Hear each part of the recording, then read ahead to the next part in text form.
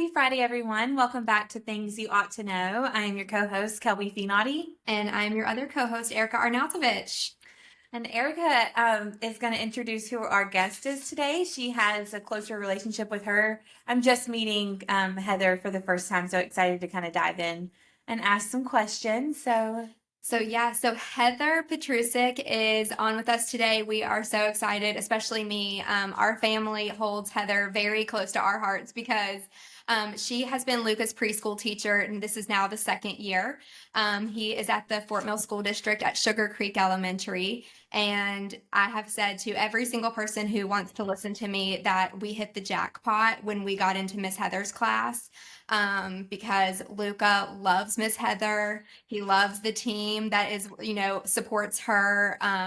But she has just been an amazing asset to Luca's whole team between therapist and everything. So she made my mama heart very settled to send him to preschool, because that was something I was very anxious about, especially after our developmental pediatrician told us, don't even think about preschool for just 40 hours of ABA and don't think about anything else. So that was something that was so encouraging to see how well he's transitioned there and loves it. So, hi, Heather. That was such kind words. Thank you. Well, I mean every word, so for real. So Heather, since I don't know your background and our listeners don't, could you kind of give us a little overview? So I grew up in Columbia, South Carolina, and I was very fortunate that the high school that I went to, they had students with special needs there with varying disabilities. So I kind of got into working with kids with all kinds of disabilities, not just autism. But that's kind of where I first was introduced to students with those needs. And we did kind of inclusion Special Olympics, I guess you could say. So that's kind of how I got to know many people, and then also families that are in the autism community. And then after high school, I went to Clemson University, and I have a bachelor's degree in special education from Clemson. And then right after I graduated Clemson, I entered a master's program at the University of South Carolina. And it's also in special education, but with a focus in emotional and behavior disorders. So after that, I started teaching, and this is my 20th year in the teaching profession. So I have been in 3 different districts. I kind of moved around with my husband. But I've been in Fort Mill in York County for, this is my 9th year here. So I started teaching preschool probably 15 years ago. And then I started teaching preschool. I was in Greenville County, and I taught at a school for students with severe and profound disabilities. And it was just a center for those kids. And I think that kind of shaped my kind of training into working more with therapists as well, because our school was just made up of special ed teachers and therapists. So we got to integrate more therapy. And I think that kind of also changed my teaching philosophy, especially with students with autism. So integrating more speech therapists and occupational therapists, physical therapists into kind of the general curriculum that you have in my classroom. So that's kind of my background in special ed. Awesome. That's awesome. Yeah. As a fellow Carolina girl, I have to call out the fact that you went to Clemson for undergrad and then USC for your master's. I was very fortunate. I got a grant to go to grad school, and I can't pass up free money, I guess. So, and I am Did you hide away all of your orange while you went to USC? I am a lifelong Clemson fan. Born and bred a Tiger. My house is divided. My husband's a Carolina fan. I'm a Clemson fan. Okay. So, yes, I never gave up my orange. So, Yeah, and I love it. had a parking sticker with a Clemson thing on it the whole time I was at USC. So, Yeah, that's loyal. That's loyal. Very loyal. For anyone, any of our listeners who aren't Carolina fans or locals, that is the big rivalry in college Yes. is USC and Clemson. So Yes. the fact that you had a hand in both, but you're still loyal to your Clemson Tigers, I 100%. commend you for that. My family is we're family Okay. divided, so There you go. I can relate. So yeah, so I think that's really cool. I didn't know this about you, that you actually worked in a school that only was with special needs and therapists. Yes. Because what I have noticed is, in working as, in my job where I do kind of send kids to the Rock Hill School District, the York School District, Clover, kind of all over. The teachers, like just per a parent report, obviously I don't get to meet very many of the actual teachers, but sometimes they don't have the same knowledge base that I have felt that you have from what the parents are telling me when it comes to kind of like doing kind of ABA practices sometimes, or just kind of making sure that those kids are really getting that full scope of what they need. So that's a really Yes. cool. It is. I, especially with speech therapy, and I think that we've been very lucky since I've been here. I have wonderful speech therapists that I work with. We try to, there's always a benefit of pulling a child out for one-on-one therapy, to help with focus and stuff. But their classroom is truly their natural environment where we are during our routines, whether it's in a classroom, whether it's in a therapy room, whether it's outside on the playground. So kind of my philosophy, and I've been very lucky that the speech therapists kind of have the same philosophy, is to bring kind of speech to them. It's one thing to go in a speech room and work on devices and work on switches and working on articulation if you need to. But we really want to focus on the generalization of skills. And I think that bringing, back into the classroom is key too. So a lot of the kids in our class have both pull out speech and integrated speech in the classroom. And then it's also helpful if your child is working on something like PECs. When they're introducing PECs and I think you need a prompter. You can't, it's impossible to do it with validity without a prompter because you have to have the model and things like that. So I think integrating speech and even OT, and not just fine motor OT, the sensory aspect of OT as well, is really key to try to do it in the children's natural environment. So Have a lovely experience with that. My son did preschool, and it was an integrated preschool classroom in the Boston area. That's where we moved there for about 3 years. And his preschool teacher was amazing, and all of her they had a BCBA assigned to the school, and then he would all of the teachers were RBTs. okay. And then all of the paras were RBTs also. And so Cool. they had a lot of that same philosophy of like integration within the classroom. Speech came into the class. He also came out because their speech classroom was also the sensory room. And so he loved Yes. doing that. But it's cool to hear though that because South Carolina schools can get knocked on sometimes. And so when we were a little worried about moving from the Northeast, where there's an abundance of resources and education, healthcare, all of top of is in that area, and then you come down south and it's not as resourceful at time. And Yeah. so we but to know that still is like at the forefront of your teaching philosophy, and then at least the Fort Mill school districts are supporting you in that. That's amazing to Yes. hear. I think that Yeah. you just kind of have to figure out, when I first started teaching, did I teach the way that I teach now? Absolutely not.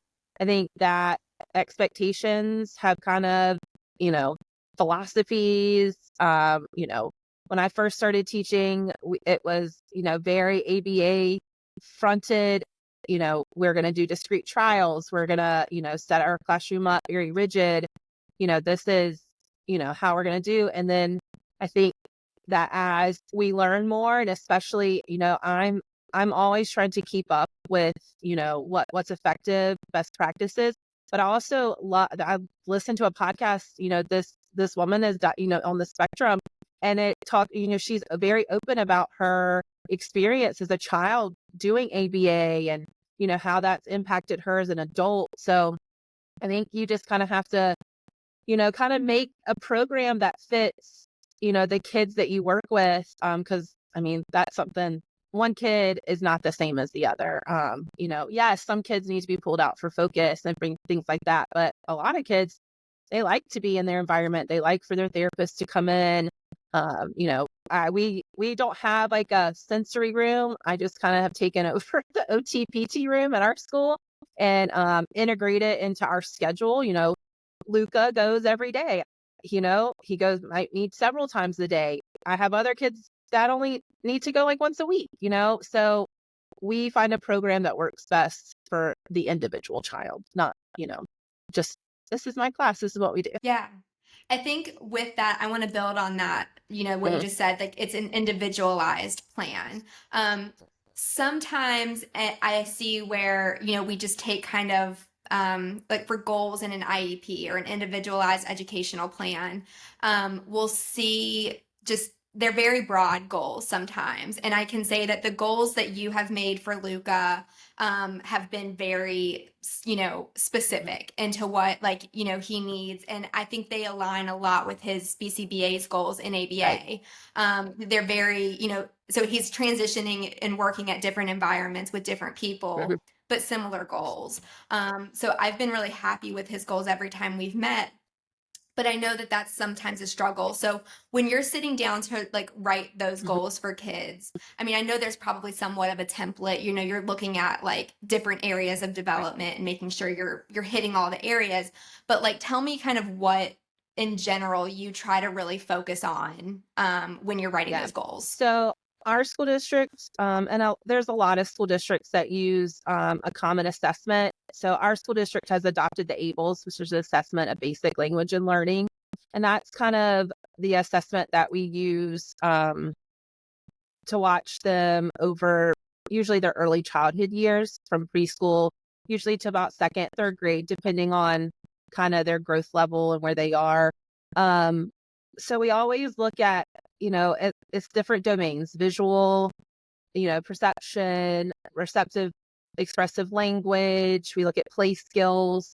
Um, and we just kind of look at where they are developmentally. So, there's always foundational skills. And you kind of just have to keep building on those foundational skills. So we really look at, I assess them probably 6 weeks before their IEP is due, or if, they're about to master a goal, I'll look at that section that they need. Because really, it, you want your kids to be, way up here and do these high level skills. But a lot of them, and especially children with autism, they are very splintered skilled. Like they might have this skill up here, but these skills down here are missing. So we kind of have to fill those gaps.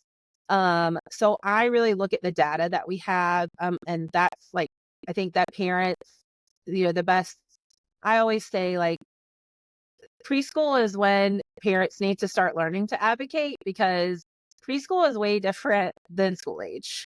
And school age is really you kind of need to start learning how to advocate. And then school age, you really got to get into the advocacy because that is when that's when things get real.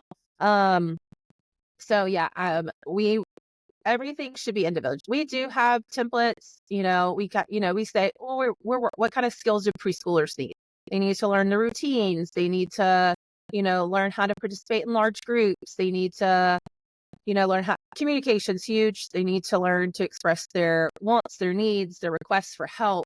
So we do look at age appropriate things, but for any parent out there, your teacher, your school, if you're doing the evaluation process, they should be using some type of assessment that kind of can show you where your child's skill level is. And I like the one that we use because I think I have a blank one. It's a chart. Like you can see where your kid is and what needs, where they need to go to meet those kind of foundational skills for learning. And then once they meet the foundational skills, then they go into like the academic achievement stuff. Yeah, that's really good. I want to touch on that too, because, from what you said, sorry, I'm just going to take over because I love her so much.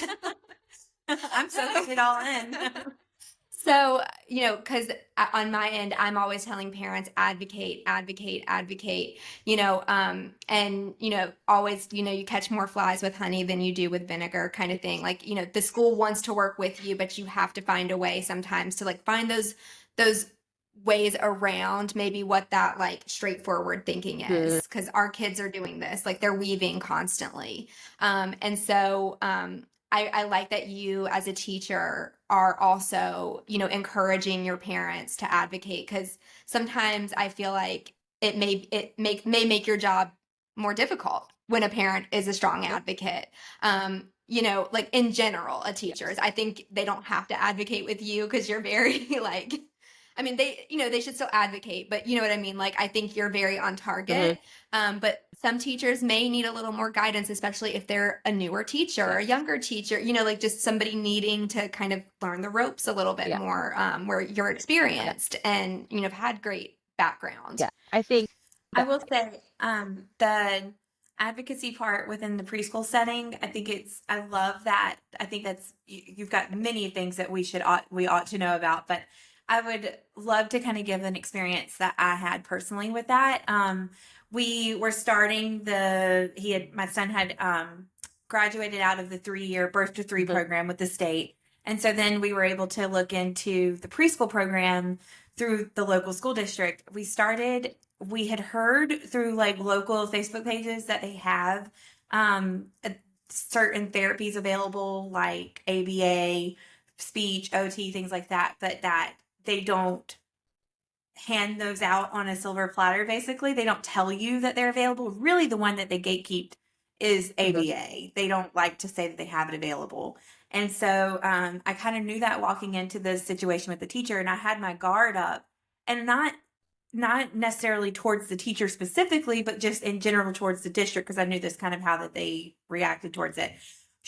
That teacher was the first one to tell me. She was like, she kind of put me off in the corner when we toured her room, and she was like, I think, have you heard about the ABA? Like, and she was like, you have to ask for that. Like, I can't necessarily tell you it's available off the record. It's available. And so she was awesome enough and I think that just shows you the love and passion that you as teachers have for our kiddos, because it's like, she didn't have to do that. And I'm sure you've had plenty of conversations where like, you don't have to do a fraction of what you already do. But that helped, because I walked right into the IEP meeting ready to ask for what he needed, knowing it was available. I always tell parents, like, ask, you can ask me any question you want. I try to be as transparent as possible. But when you're going into evaluations, especially when you're doing from birth to 3, and then you're going to this preschool thing, ask questions. Ask, like, can my kid get screened for OT? Can my kid get screened for PT? What's the district, therapy?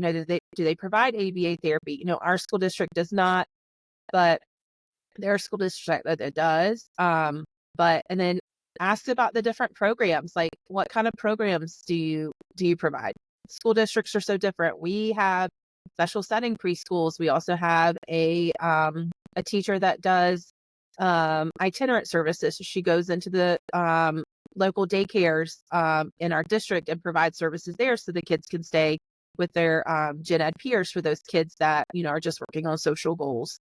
We have speech only. If your kid only needs speech, there's different programs. So I always tell parents, you're not going to hurt my feelings to ask, because a lot of times I'm just like, I don't know, I'll ask. But I do agree. Like, I think, with technology and Facebook groups and stuff, I know that there's one in Fort Mill. So lots of communications, but I think it goes with everything. People have bad experiences. People have wonderful experiences. I think you just kind of have to figure it out yourself. And, I have been very fortunate. I have had wonderful parents to work with. Even the parents that are kind of new to the community, new to like being a special needs parent. And, I'm always like, ask me questions. I will find out. I will get you resources. I asked Erica for business cards. I was like, let me help these families. there's not none of the teachers that I work with want parents to miss out on anything for their kid, because I want them to grow as, an individual. I want them to, be as independent as possible. I know the stress that puts on families. I see parents in here all the time crying and not, teachers want to help. Like, when we can help, we'll help. But it doesn't hurt to ask. Like, ask me, be an advocate for yourself during the evaluation process. Ask for as many things as you can. Like, we have lots of peers that come in and think it's just speech. Well, ask for a screening for, OT. Ask for a PT screening. You don't know what your kid will qualify in. So Yeah, I'm that parent. I had no idea that he would have qualified for PT Mhm. and OT. Sure enough, the teacher advocated Yep. for him because I didn't know. She was seeing more needs within the school setting, and so she did, and he was very much Yeah. qualified and eligible for PT and OT. I just didn't know what to look for as a parent's perspective, but you see it every day as far as what they need within that Yeah. setting. And I think that's why some of the parent Facebook pages or whatever, websites that they have, that kind of resources are useful. Like, hey, my kid's going to go in the evaluation process. What are the best questions that I could ask? Instead of what were your experience? I would just set myself up. What questions should I ask?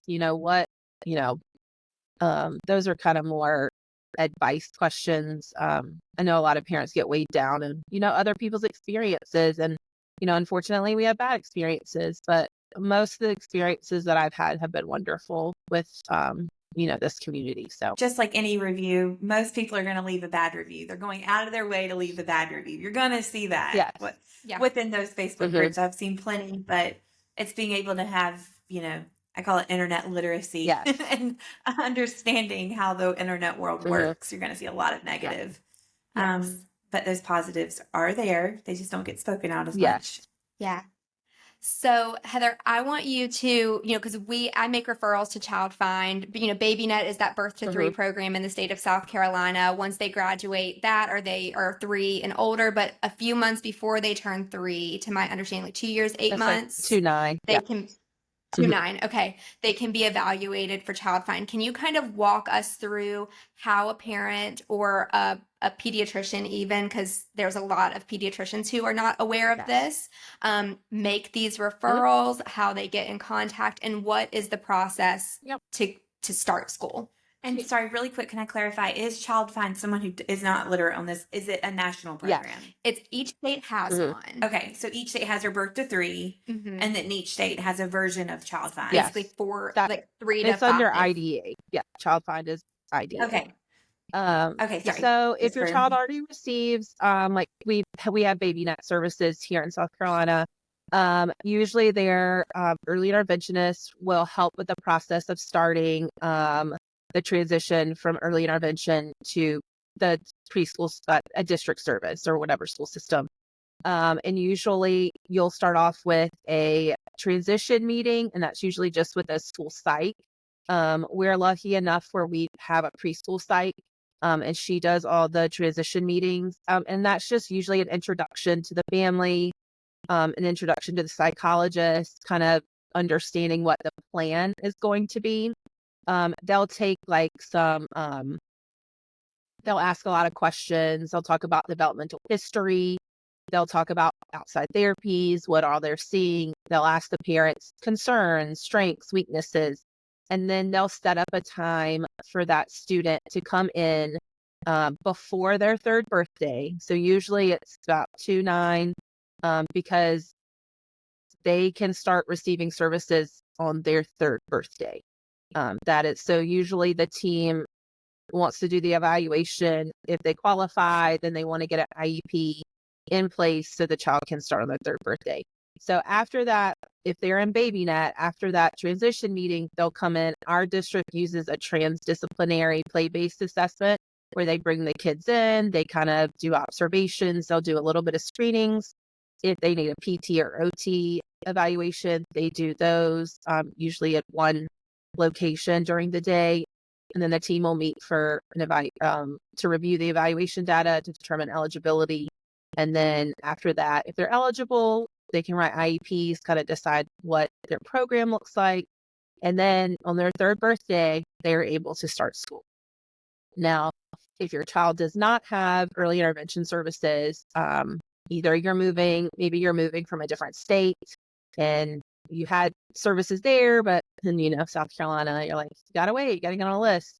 As a parent, as a pediatrician, as anybody that works with a child, if you suspect a delay in any domain area, whether it's speech, social, cognitive, motor, anything like that, they can call the district office. That's what it is here, and ask to speak with the child find coordinator. And then they'll set up an appointment with the screening clinic. And then they'll go through a screening, which is it's very much like the transition between the baby net and school age services. And they just kind of go over, and then if the screening provides that, yes, we do need more information about whether or not, the child has a delay, they'll set up kind of the same thing. They come in for an evaluation. They, do all that. They'll meet for eligibility, an IEP if necessary, and then that child can start too. So we have, I get kids all the time on their third birthday, but then I also get kids that are, already 4, about to turn 5. So I just always tell parents, the earlier the better. A long time ago, we used to do screenings, and, we tell, it's a little, it might be speech, but, the delay is not that great. But in 6 months, if, when they turn 4, if the delay is, if it's not any better, then yes, come back, because then the gap is increasing. So, we tell parents all the time, if you go to a clinic or, you get evaluated and you're not eligible, but, 6 months, a year later, there's still no change, then again, like, you can call Child Find and do it again. It's not that big of a deal. So they can call like as many times when their child is within that age range. If they think there's a delay, usually, we tell them, see where they are 6 months, 6 months later. But if you're still concerned, yes. I mean, yes, Child Find is under IDA, and so they can call and they can screen them as many times as the parent wants. So yeah, I wanted to just say, so the districts around the York County area, for anybody who's listening here, the 4 that I work with, primarily Rock Hill, Fort Mill, Clover, and Lancaster. Is there another one? No, the 3. Is there another one? Lancaster, thank you. I was like, there's another one. There's 4. They have 4 or 5 day preschool programs. They're half day. So for kids who do have autism and need that ABA therapy as well, I always tell parents, because a lot of parents say that's too much.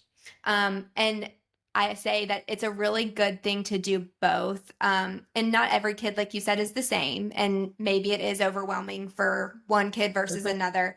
For us personally, and for a lot of patients that I have who are doing both, I just tell parents it takes some creative scheduling, but there's 2, most all the districts have 2, like a morning and an afternoon program. So it's either like 7 in the morning till about 10:30, or like 11-ish till about 2:30.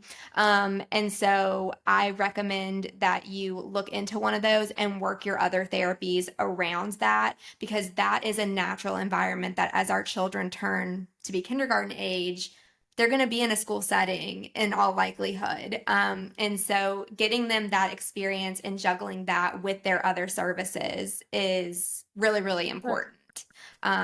So that's just something I wanted to kind of add in there for anybody who's listening. And that's probably very similar throughout, I would say, all the states with their Child Find programs. So yeah. Yeah, I can say for the one that we were in, we had moved twice within the same state, and one district was exactly what you're speaking of, was the half day. The other district was full day. And so because he was like an integrated classroom, he was 8 to 3 pretty much. And then how we scheduled it was we did 2 days a week from 3 to 6 in center-based ABA.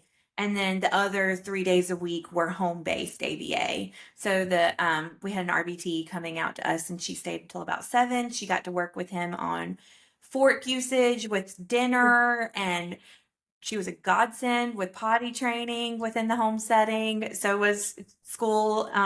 So yeah, we like exactly what you said, creative. We had to get creative with it. And then you sprinkle speech and you sprinkle OT and PT, but the benefit of going to the school is they get that within that setting too. So going privately outside of, we still opted for private speech outside of school speech.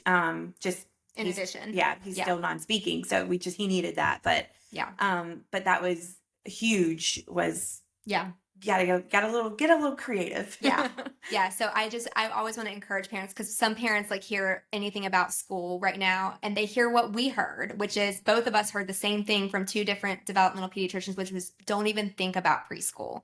So when I approach them sometimes with it, it is very much like, no. And we both have success stories. Yeah. And I can say now I'm on the other side of it, where because of just some behavioral things, when we moved here, we pulled him out of preschool and he's just doing ABA therapy right now.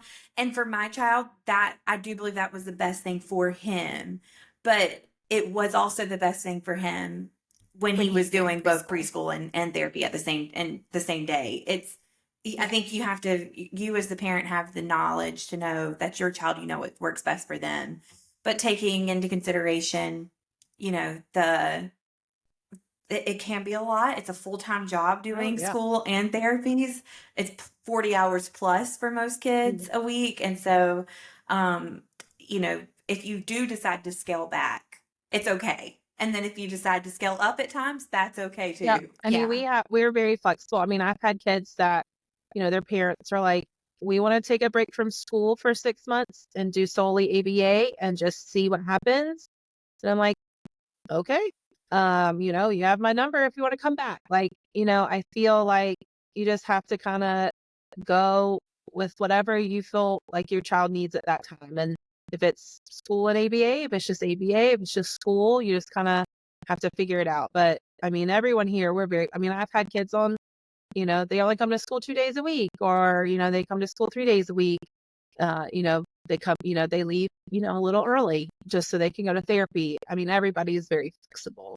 So I think you just kind of have to do what's best, what you think is best. And then look at the data and see, okay, this didn't work, okay, this is great. We'll keep it up. So that was something else I wanted to ask is, do you have kids who come just certain days of the week if like they have a longer day at therapy to kind of meet those ABA hours? Yeah. And you've had that happen. Yeah. I mean, so the school district is obviously going to say, this is what we recommend in an IEP.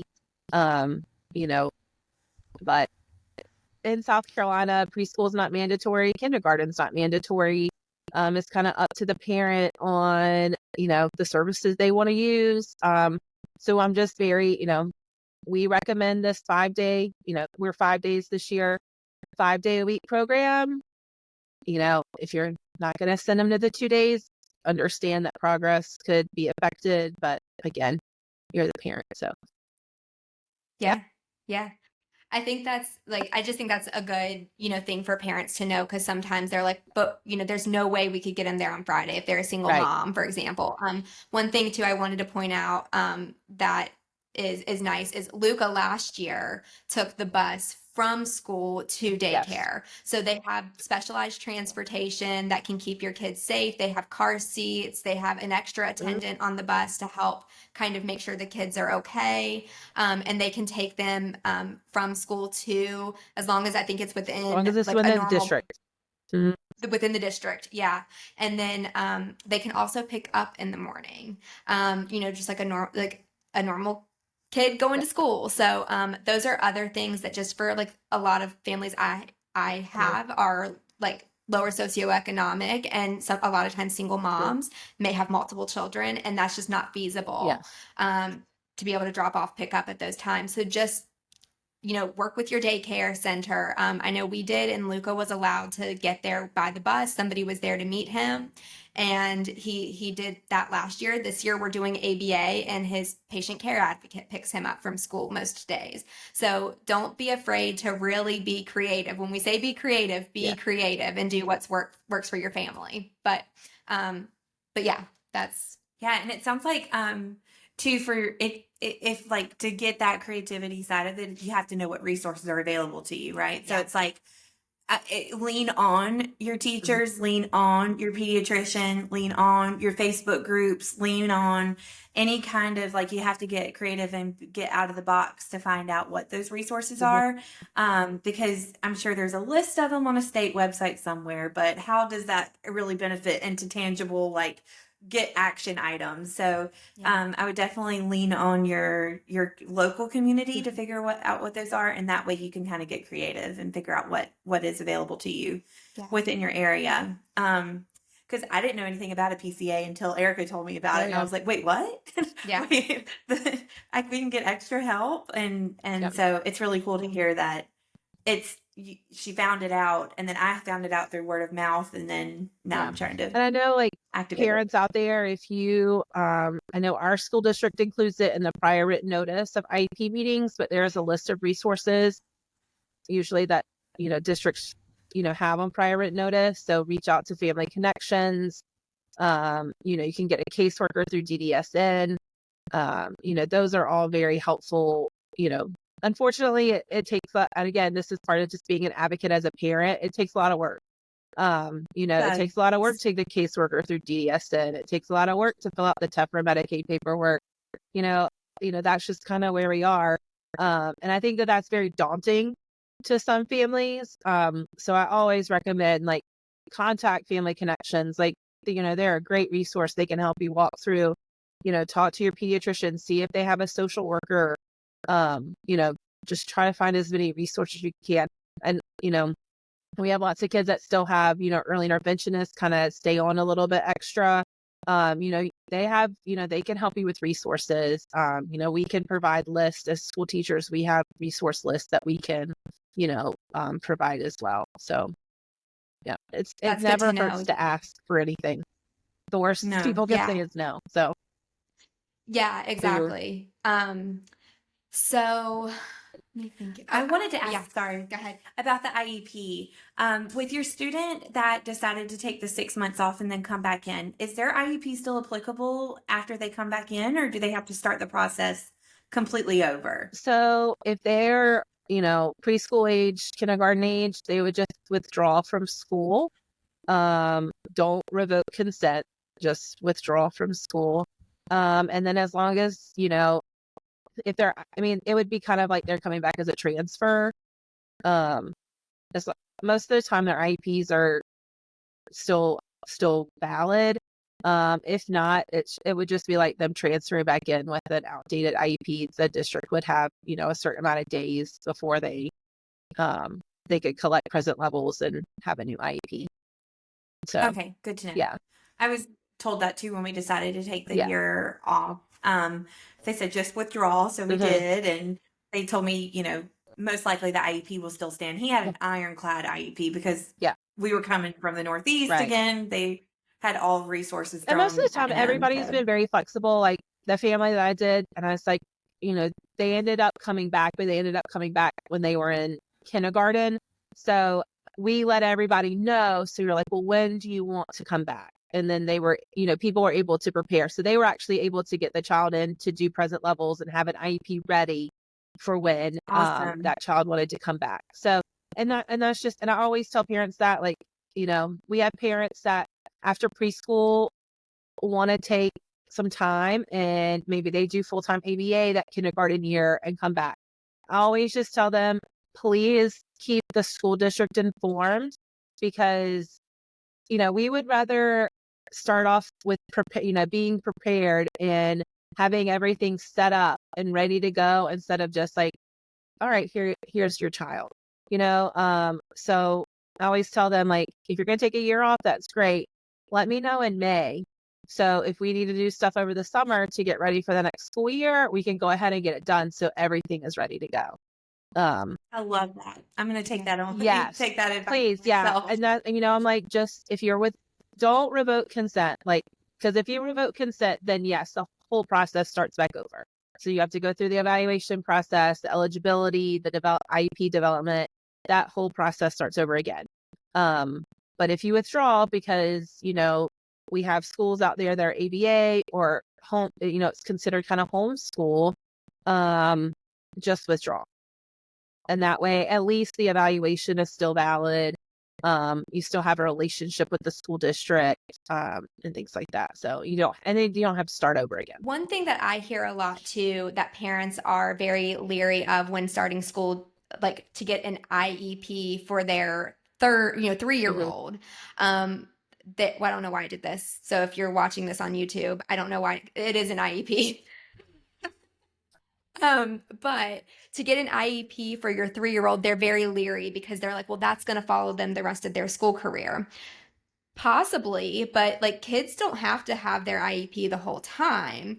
And one thing I know that when I had spoken to Courtney Oxenrider, who is the school psychologist, or was at least at the time Luca was evaluated, to do like the intake for preschool. Luca came in, he was diagnosed at 18 months with autism. And, we had all the services at that point before we even met Fort Mill School District. But I know a lot of parents whose kid may or may not be diagnosed yet. It may be a suspected diagnosis, or the parent is just completely in denial and just saying it's just a speech delay. Okay, that's fine, but they can still qualify for services, but they don't want that kid to be labeled as autistic, maybe. Right. A lot of times, from my understanding, until the kid has had at least 1 year or some time within the preschool system, a lot of times the school psychologists don't even like to go down that road of autism. They may say there's a high suspicion for it. Right. We'll do further testing, but they kind of want to see how the kid interacts Yes.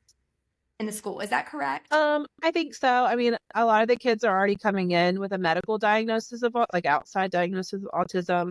If they qualify, they'll just, they'll qualify as development delayed, and you can have that, that disability in the IEP, until I think you're 8 now. So they don't really, you can get an educational autism diagnosis. It just, you have to do 3 observations. You have to do like an ADOS. You have to, there's lots of things, and, 3-year-olds, you just don't know yet. Some of them you just don't know, yes, they have, some of the signs of, a child on the autism spectrum. And you just don't know. As a teacher, we have lots of those kids that are just coming in with DD, and I always tell their parents, do you have a pediatrician? Does your pediatrician know about these delays? If not, can you please take their evaluation, their IEP, and say, my child has a delay. I want to know more information. And then get them scheduled with a developmental pediatrician. And I think that that's kind of what we're seeing. Most of the parents do that. Most of them get on a waiting list. And a lot of the times, if we have like a suspicion of autism in their preschool career, they will be medically diagnosed with autism if we kind of start that process. And then when they get older in school age, if we're still not in that process, then they're doing an educational diagnosis of autism. But that usually happens at least after their 3-year is up. So we're not really doing a whole lot of that, at least here with me. I mean, I try to, I know an educational diagnosis of autism on the IEP and stuff is great, but a medical diagnosis is more useful. Like, you're going to get your therapies, you're going to, you can qualify for Medicaid, TEFRA, things like that. So, I try to work closely. I give Erica's business cards to people like, hey, and unfortunately, this is kind of where we are, is developmental pediatricians have a list, like a wait list. Like, get on it. Like, yes, your child can make tons of progress while they're here at school, but at this moment they have a delay. Get on a list. Find out, as a parent, I mean, I'm a mom of 2, my kids have delays in areas. I want to know, what's behind this, and then how can I help them? So I think that that's kind of where we are. So unless they have a medical diagnosis of autism, usually they're not coming in with that kind of as their primary disability on their IEP. Okay. Typically, it's going to be developmentally delayed with a speech impairment. Gotcha. So. Yeah. That's I can't, we're a judgment-free platform, right? So I don't place judgment on the parents who kind of sit in that denial space a little longer than I would Mhm. want, like advocate for them not to be in it, because I can just say from like a personal experience, literally as soon as the day we got that diagnosis, it opened up a Yeah. world of just there, like exactly what you Mhm. listed off, Heather, like therapies, it just so much community built in with it that comes with that diagnosis. And I know that it's a label, and I understand the negative connotation on it, but it's like when you really kind of shift your perspective on it, rather than it's a label but it could be temporary right now, Mhm. like it's just something to get them the resources that they need at the time that they need it. It kind of really, I advocate for that, like get out if you can, get yourself out of that denial Mhm. phase sooner than later. Do it Yeah. because it only benefits your child. Like it just opened up Yeah. you have to still push for them. You still have to Yeah. advocate for those resources in most areas, Yeah. but they're more readily available to you. Right. And I think Right. Yeah. as a professional, I think, for all those listening, there's a time and place to address it with parents. You kind of have to get a rapport with families. Um, when I have those hard conversations, I'm looking at their data and the progress we're making, and then also, asking questions. Well, do you see this at home? And then we can kind of work together to come to the realization that, hey, like they do kind of have, they used to call it those red flags of, the spectrum. Um, but, they're not red flags. It's just, there's your kid, just they perseverate on things, are they delayed in language and social and, restricted interests? Those are things that we really look for, that students that are on the spectrum. So, you just kind of have to, you know, and I always tell parents anyway, like, hey, your kid obviously has a delay. They're here in our program. Like, do they get outside therapies? Because if they don't, you need to go talk to your pediatrician because, like, Yep. they can get more things. Like, this is not the only thing that they can get. Like, go and Yeah. get as much as you can because I am a strong component of early intervention. And like, now's the time to do it because when they get older, services start to really just go away. Please. Yeah, I they mean, dwindle. they go away. Like, get it while you can. Get a great team of people together. And that is what's gonna be successful, with your child. That's where you're gonna see the most growth. So Yeah. And I think it's probably good to say too that we've now interviewed two autistic female adults, Mhm. and one had a diagnosis at an early age, the other was late onset diagnosed as an adult. And both of them have similar stances on they're happy they know. The one that was later diagnosed as an adult said that she wished she would have known earlier. It kind of would have that label doesn't bother her Mhm. now. She wears it proudly. She is very much an advocate in this space now. Yes. And so I think listening to the voices that really matter within this community, the autistic voices, is where you can really gain a lot of Oh yeah. knowledge. And from what I have seen so far is there's not one that says like, I wish they wouldn't I have told Told Oh me, me. yeah. I haven't heard that yet. No, Mhm. yeah, I haven't. Yeah, I think that it's, a really, really good thing too to make sure that, when you are, advocating for your child, or when you're in that denial phase of what's going on with your child, that you sit back and you remember your child isn't coming into the school district, into an appointment, anything. You're going to come in the same way you come out. You're just getting more Mhm. resources. That's Yep. it. So I think that that's, really, really good. And one thing that you said too, that I touch on when I do trainings, through, I do like child care development center trainings, and preschool trainings, not for the school districts often because you guys are trained, but just like, like a Bible Mhm. center or, something like that, a church preschool. I will do trainings. And one thing I always say is when I tell them about like the talk, Right. you're having the talk with a parent who may be in denial or is just hasn't opened Mhm. up that their kid has some type of a delay, is there's a time and a place. It's not during pickup or drop off. And you also said something else that I always touch on, which is objective information. It is not, well, this kid does this and your kid doesn't. That's subjective. That is, it's objective data. And so bringing that, so any teachers or any, child care development centers that I haven't touched on are listening to this, the way that Heather described how she brings that up to parents is exactly, she's not giving the diagnosis.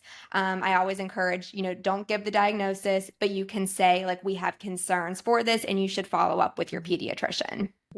And that's the exact way to handle it. So I wanted to kind of shout out to you that you do that, but also make sure that I highlighted that you do that, because that is the perfect way to handle that for other teachers. And a lot of times, I know that parents will have questions, and if I can invite a school psychologist, I do. Just if there is any, if there's they ask, well, what happens if they do, they can kind of explain the process of how, a child is diagnosed with autism. But yeah, you really have to, it's hard. Like, as a parent, you don't want anything to be wrong with your child. It's a tough, pill to swallow. And I think that as a teacher, have gotten older, as an adult with children, I think that has, I have way more empathy, as, earlier in my teaching career. But I mean, it's hard. Like, it's a hard talk. It's a hard conversation to have. But it has to be, you have to have it. You can't, as a teacher, you can't be scared. Yes, you're going to have, like, I've had people very upset that I have even brought this up. And then I've had parents that, have cried, that said, it's always been in the back of my mind. Like, maybe I just needed another person to say it. So, if teachers are listening, yes, guaranteed someone's going to yell at you, and then, but you have to say something, especially as an early interventionist, you have to. So. Yeah, it's part of your job for sure. Yes. Yeah. And I can say that as Luca's teacher, Heather never has made me feel bad, because there are many a days that, especially when Luca has gone through his sleep disturbance phases, and the last 2 days we have had rough mornings. And I just let my kids sleep in sometimes, because, like, my kids, I work and I don't get them until 6 p.m. and I'm not making my kids work 12-hour shifts. I think that is just mean as a mom. I'm not going to do it. So there are times, like, I think yesterday, I got there at almost 9 o'clock. Like, the school day was basically over for Luca, and she just comes and gets him from the office, and she's just so calm and so chill. And she's like, you want to go outside? Like, it's like never, she's never made me feel like, oh gosh, I always feel like, oh gosh, I cannot be late for school again. But, like, but she's just always like, it's all right. Like, so to, like, have that, to understanding that empathy, that, like, we're dealing with not only parenthood, but there's a lot more behind the scenes too, and a lot of us are working parents. So, like, it's just so many layers that we're trying to navigate. Well, I'm sure Heather would rather you send a regulated kiddo rather than a dysregulated kiddo at 7 a.m. in her classroom for 2 hours before he gets regulated. 100%. Yes. So there's you're late, but it's for a dang good reason. Yeah. Well, there's also been many times, like last year, I kind of took the approach of, no, like, you're just, because it was happening so frequently. And, like, this too, where I was like, you're going to get up and we're just going to, like, push through the day. And I think he did okay. But then ABA saw, like, complete meltdown at 3 o'clock. And so he's miserable. You got the good part still. I'm always like, she's like, oh, ABA had a terrible time. I'm like, oh, he was perfect for me. We got regulated, and we're good. Like, we're moving and grooving. When he bit his therapist, she's like, I don't know what happened. I don't know. He was happy when he left. That's all I know.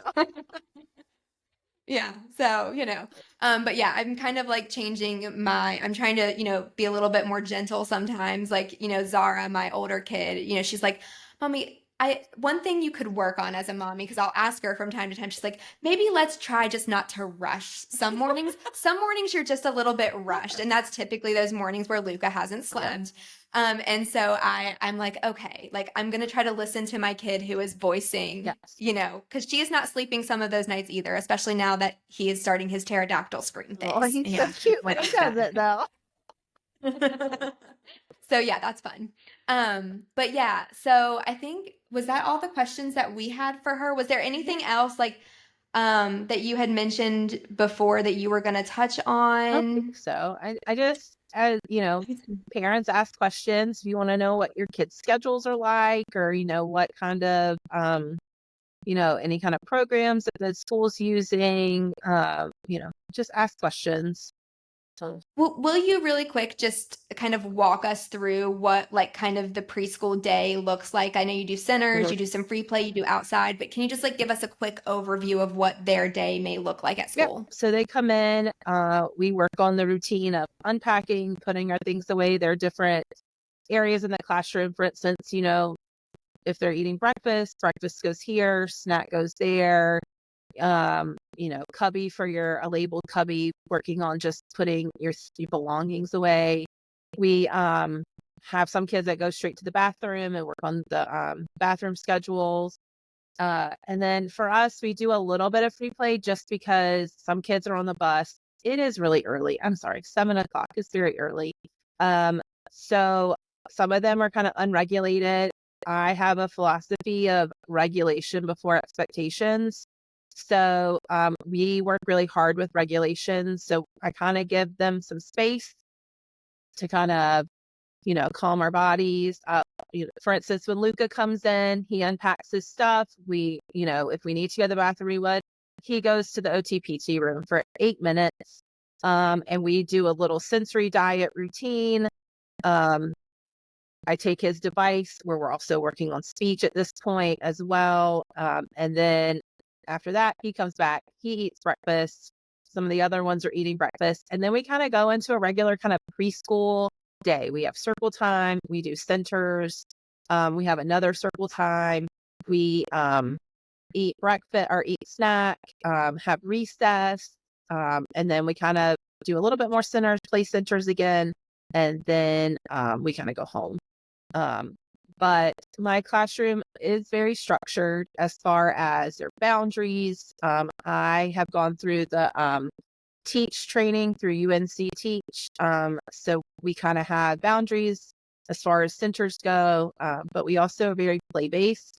So all of kind of readiness skills, social skills are all done through play, which is And then very important. And then I know that there's two assistants in with you, Yes. and then I think Miss Sylvia this year is floating. And that was one of your teacher Mhm. assistants last year, who we got to know a little Mhm. bit. And then then the OT, speech, and PT will kind of rotate into the classroom and either pull a kid or come Yes. in. So So there's lots of yeah, resources. speech comes into my room pretty much for 30, 45 minutes every day. And they kind of work with, this kid one day, this kid, a group of kids this day. And then the speech therapist and one of our circle times might be a speech, kind of a language based small group. I mean, our classes are small. For instance, in Luca's class, there's only 4 kids.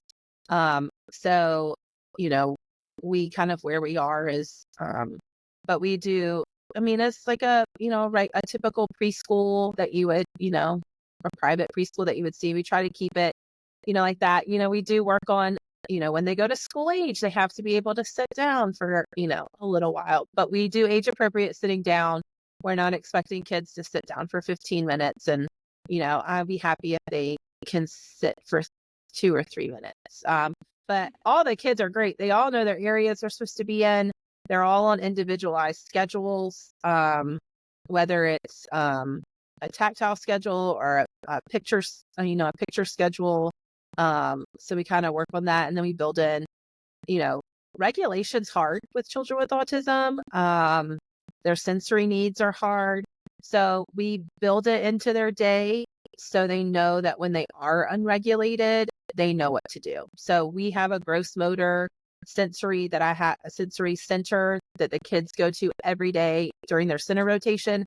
However, if I see them getting unregulated, I can say, all right, we're gonna go over here, and they already know what to do in that center. to help them get regulated. And then, Luca, for instance, he's a climber. He wants to move around. He wants to do heavy work.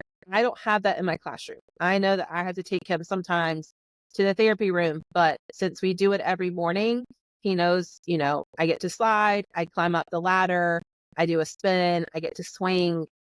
He knows like this is what I do. So when he is unregulated and at any point in the day, I'm like, I got to take him. We go to that room, we do our sensory diet, and we can get back on track. So I think you just That's kind of have to good. figure it out. What's that? And of Yeah. course, like that's how Luca is. My other three, they don't need to go down there. They might. It's a treat Yeah. when they get to go. Luca's like, welcome to my room, guys. This is awesome. Yeah, he's like, what are you doing here? Oh yeah. He's like, why are they here? But yeah. They're on my swing. Yeah, totally. That would be my fun. Yeah. Yeah. Very possessive in Okay. his thing. So.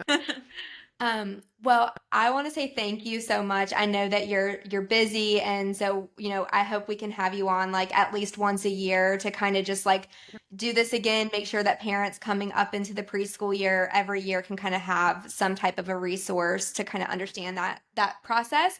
But let's round it out, and we'll go ahead and pose. So like from a teacher's perspective, if you have more, you can say more, but from a teacher's perspective, what is one thing that you think the world ought to know about autism? I think that the world needs to know that this is a spectrum and that one kid is not the same as the other kid. And you have to be flexible in figuring out what works for each kid. And don't get your feelings hurt. It's okay. Yeah. Yeah. Those are two really good Yes. pieces of advice. Yeah. Yeah, definitely spectrum. And yeah, don't take anything that if they swat at you, it's not because they don't love No. you.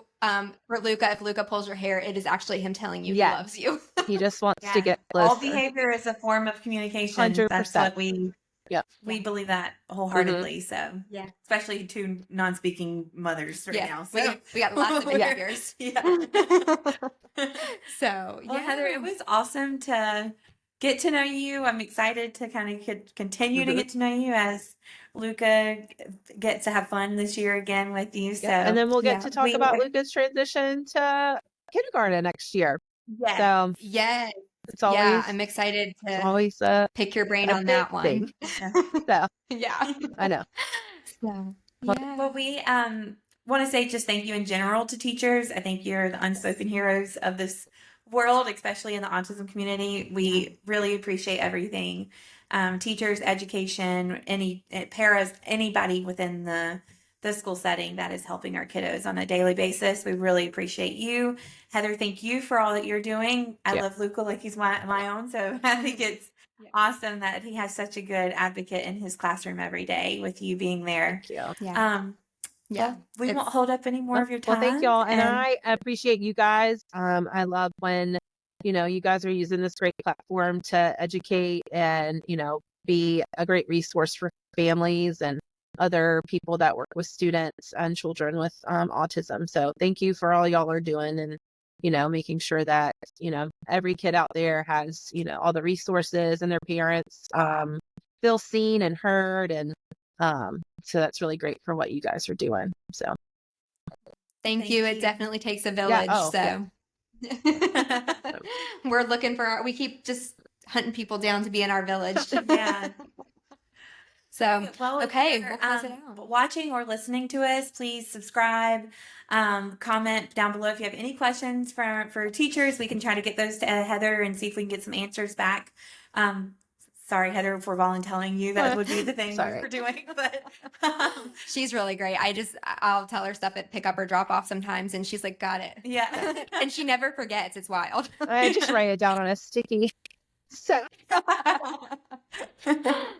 yeah. Well, we hope everybody has a great weekend ahead of you, and we will see you next Friday. Bye, Thank guys. you. Talk soon.